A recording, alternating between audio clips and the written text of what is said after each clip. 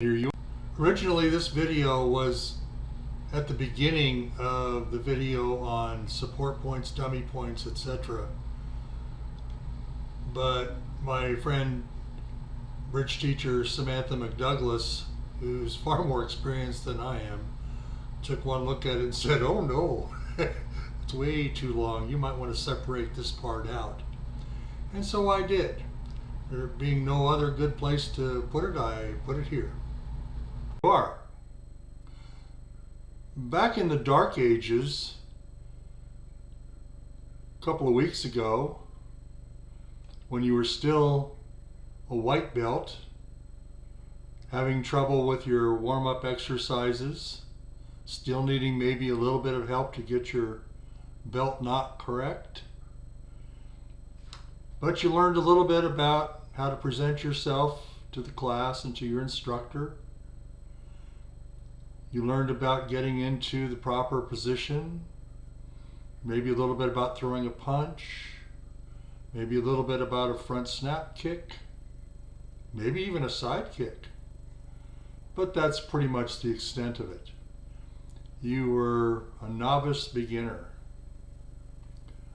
But you now have your yellow belt, no more white belt. You are now an advanced beginner. And unfortunately, now you're going to be expected to do some thinking, to learn a bit more, to expand your bridge universe, to actually start playing the game of bridge. In other words, to continue our karate reference, you're going to actually start learning karate. Here you're actually going to start learning bridge. And the first part of bridge that you're going to have to learn is that it's not all cut and dried. You can't just memorize a bunch of rules and apply them. It doesn't work that way. This is a multi-dimensional game, and you might as well get that through your head immediately. So let's look at this hand. It's gone 3 passes to your partner who opened a spade, and your right hand or righty opponent passed. Well, a couple weeks ago, when you were a white belt, you'd look at this hand and say, let's see, I have 2 and 1 is 3 and 1 is 4, 5, 6 high card points, and I have support for partner spades. I'm going to bid 2 spades. Now you're going to put a little bit more thought into it. Not a whole lot, but some. You're going to look at this hand and say, is my hand worth a darn for roughing value? Is there anything, do I have shortness anywhere so that my trumps are actually going to be useful to rough something? To trump, in other words. You'd like to be able to trump with your trumps. Well, there's nothing here you can trump. Partner might have shortness somewhere, but you don't. However, you have 4 spades, primary support, not 3. 2 of your points are in that suit, and the rest of your points are all quacks, jacks and queens, queens and jacks, quacks. You have some nice 10s and 9s and 8s, but in general, this hand, because you have 4 card support for partner, which means between the 2 of you, you have at least 9 because your partner promised 5 spades. It's going to be easier for your partner to pull trumps and still have some left to use if he needs them for roughing in his hand. I think 2 spades is reasonable here. If you bid 1 no trump, I'm not going to get upset about it because you do have at least 1 honor in each suit and some 10s and 9s. But I think on the whole, this is probably still a 2 spade bid. Want to see it?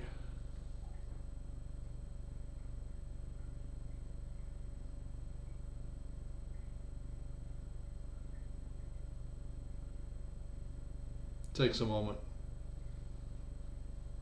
There you go. So, we're lucky we bid 2 spades. They get off to a diamond lead. Well, you're still not going to be in terrible trouble. But I think I'd rather be in two spades with this hand, or in spades, not necessarily two. Your partner actually might get excited and try for game, which you're going to say no.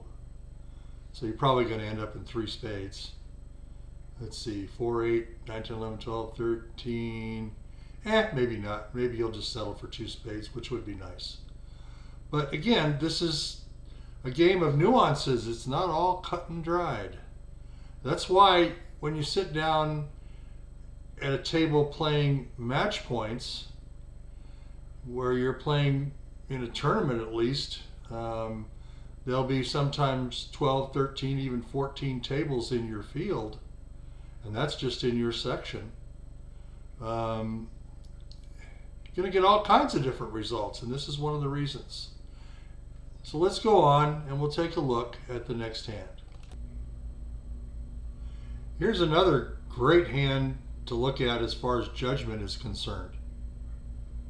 First thing I want you to do before we actually look at the cards is go over and look at the board number, the little square in the upper left. By the way, that hamburger on top, the blue with the white stripes, that's just a control thing that allows whoever's playing to do some other actions. I'll let you look at it real quick. See, nothing for you to worry about right now. But notice where all of a sudden we have a red border around the table number marker. That indicates that everybody is vulnerable. We're going to start looking at that because it's going to start becoming important to pay attention to who's vulnerable and who isn't.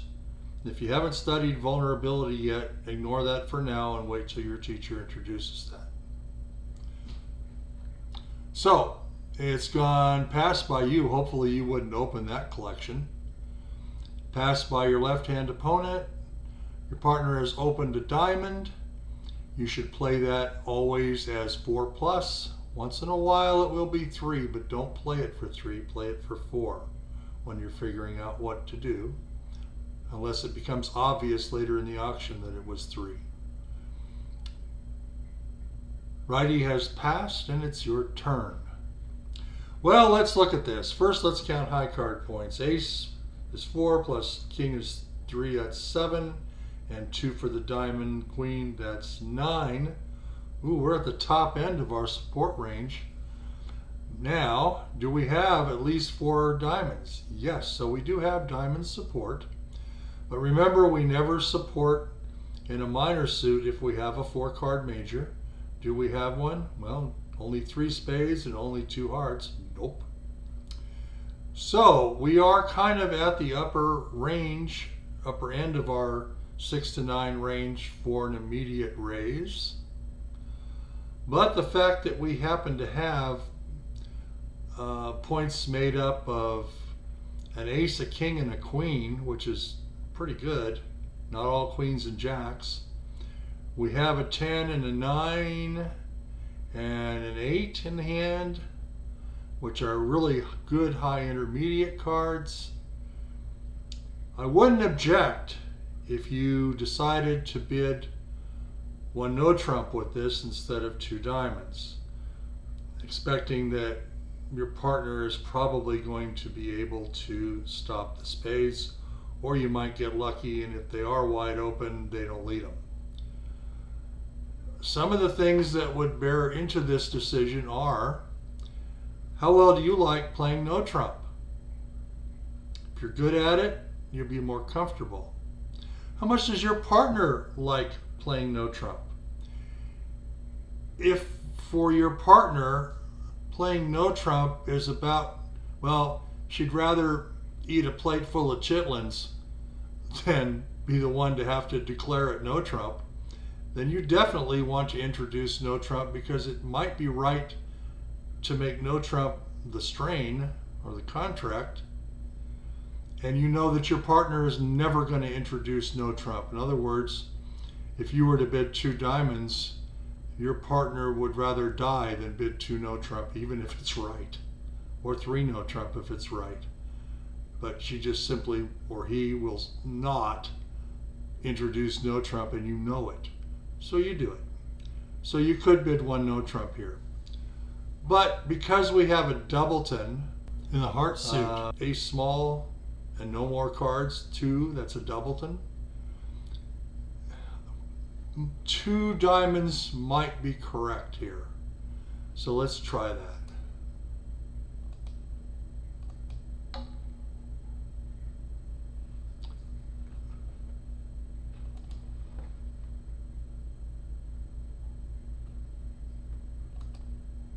Well, look at that. Partner has a fully balanced hand. No voids, no singletons, no doubletons.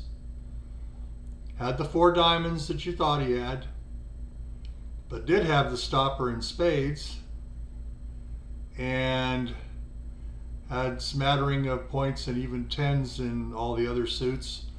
If you had bid one no trump, you'd have been happy with it. 2 diamonds is not a terrible contract, but it's not a great contract because, quite frankly,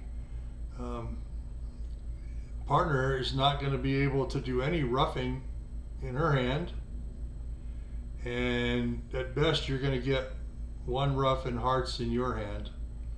So, not the best contract in the world, but it's not the worst.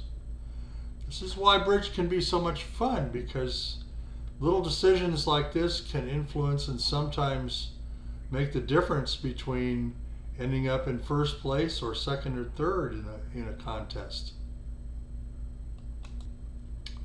Well, here's another thought-provoking hand. Your partner dealt and opened 1 club, righty passed, your turn. Let's look at our points. 4 and 2 are 6, and that's it. Let's look at our shape. 4 triple 3.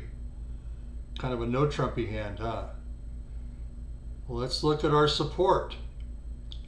Partner opened a club, guaranteeing 3. Might have 4, might have 5, might have 6, might have 10. Who knows? Probably not. But more than likely, 4 or 5. Who knows? But you can't play them for 4 or 5. You have to play them for 3. How many clubs does it take to raise a 3-card suit? Well, you should have 5. So you have the 6 high card points to support your partner for single raise or no trump. But partner opened a club, and what's our rule? In the club suit only, to go from 1 club to 1 no trump requires 8 high card points by responder. Your dojo, your classroom, your teacher may not play it that way, and that's okay. For this very reason, right now, I don't have a bid. I can't bid no trump. I can't raise clubs. I don't have a 4-card major to suggest. I don't have a 4-card diamond suit to suggest. So my options are pass with 6 high card points, including an ace. No, no, no, never pass with an ace. That's our rule. And I think that's one of the rules that you never want to break. Always find a response if you have an ace or a king-queen combination in 1 suit with another card to help.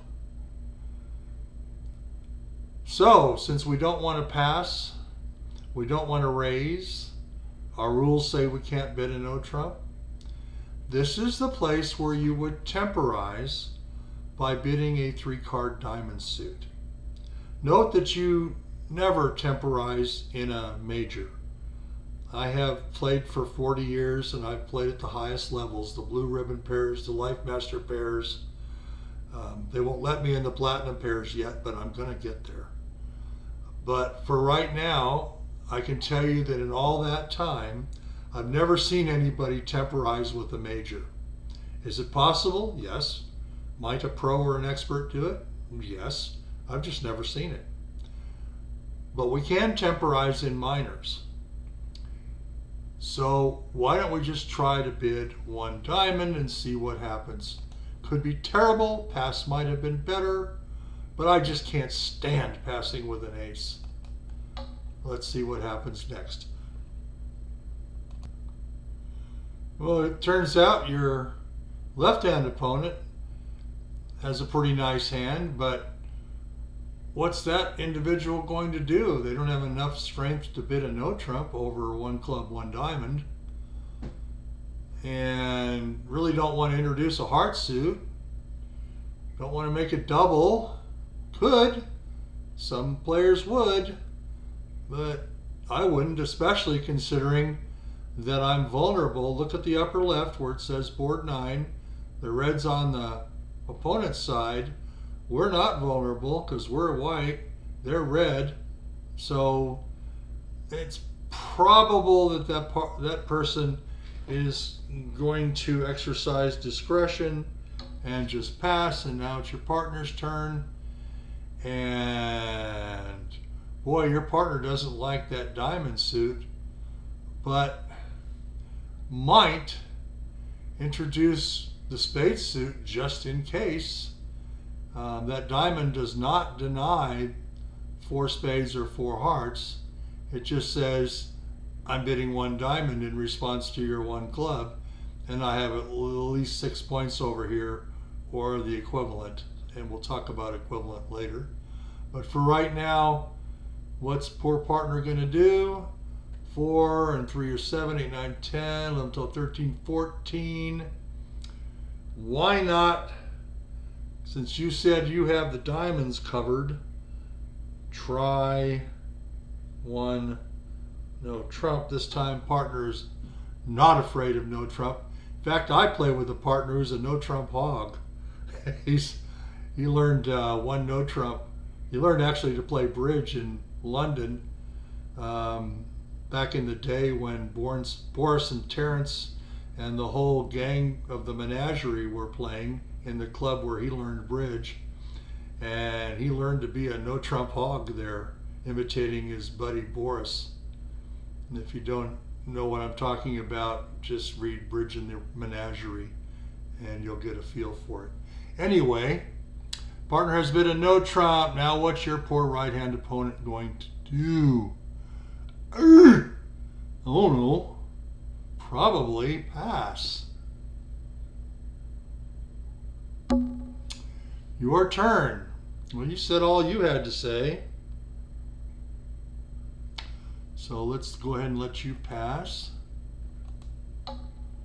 And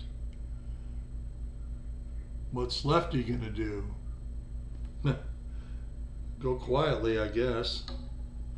Okay, so we're gonna play a no trump contract. Actually, your partner's gonna play it. So this is one of those instances where you put the dummy on the table and you say, somebody please turn cards for me. I gotta go to the bathroom, or I gotta go get some coffee. Anybody want some? And you leave the table pretty quickly and let your partner struggle. But now our left-hand opponent has got a choice. Actually, the right-hand opponent is on lead, and who knows? Probably going to lead the 3 of diamonds, and your partner's going to have some trouble making this hand. But that Queen of Diamonds might act as a stopper, so we shall see. Just depends on how well they defend. But it could be that they take the first 5 diamond tricks, and then you're probably going to be okay. Yep, because the clubs will run. So probably 1 no trump is going to make. I certainly wouldn't want to be in 3 no trump on this hand. Well, that last board was just another example of why this is such a fascinating game. All kinds of things could have happened on that one bridge hand, that one deal. And actually they did. So what I would just recommend to you is, if you think another bid was better, yeah, could have been. Would North be better off bidding a spade? Yeah. Would you have been better off bidding a no trump? Yeah, maybe. At least it puts the lead in the right place. But you just never know. So you do the best you can, And if it's good when you come back from getting the coffee, great. And if it's terrible, shrug your shoulders. Next hand, next board. You can't dwell on things like that. But this is what makes the game so fascinating. And with that, we'll take a break here and we'll go on with the next video in a moment.